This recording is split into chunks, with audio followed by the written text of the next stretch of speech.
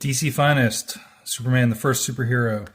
Wanted to show you a quick intro to some of the character and the way it was written in 1939, because I thought this was kind of hilarious.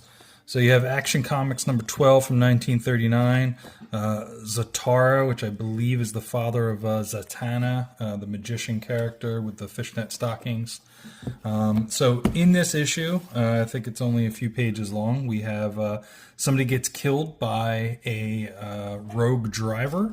So Clark Kent obviously calls the mayor and says, you got to do something about the worst traffic situation in the country.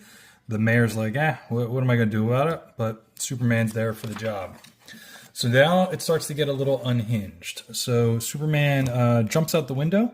And keep in mind, Superman doesn't really fly in this time period. He kind of leaps tall buildings, that mentality.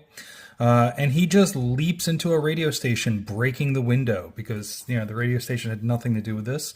They obviously didn't want to let him on the air right away, so he just smashes the door, busts the guy's nose open, and gets on the radio and tells everybody, hey, watch out. You better do a better job with driving, or else Superman's with you. The cops show up, and Superman just bashes through the wall, goes over to the county jail, and smashes all the cars where the traffic violators are temporarily stored. And then, let's see, so he's wrecking the place, jumps away. They goes to a place that has cheap cars that are not safe, and he just starts busting them up and turning them into scrap metal. Well, at this point, everybody's kind of getting on the phone, talking about Superman, what's going on here.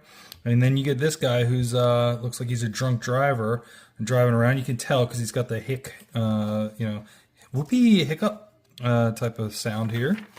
So Superman picks him up, flies him around, and the guy faints, and he's never going to do that again.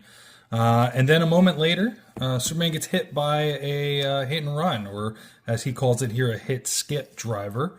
Drives away, jumps over, and then now they think he's a ghost, because these guys literally think they murdered the person standing in the street wearing the cape, and that he jumped into their car and was a ghost. Superman's like, I'm going to haunt you. And they are too scared to now do anything bad with driving again. So he goes to the car manufacturer who's making crappy cars, and he just busts up the whole manufacturing site. Then back to the radio station where they just repaired that wall, and here comes Superman busting in through the wall, grabbing onto the people, and getting really angry.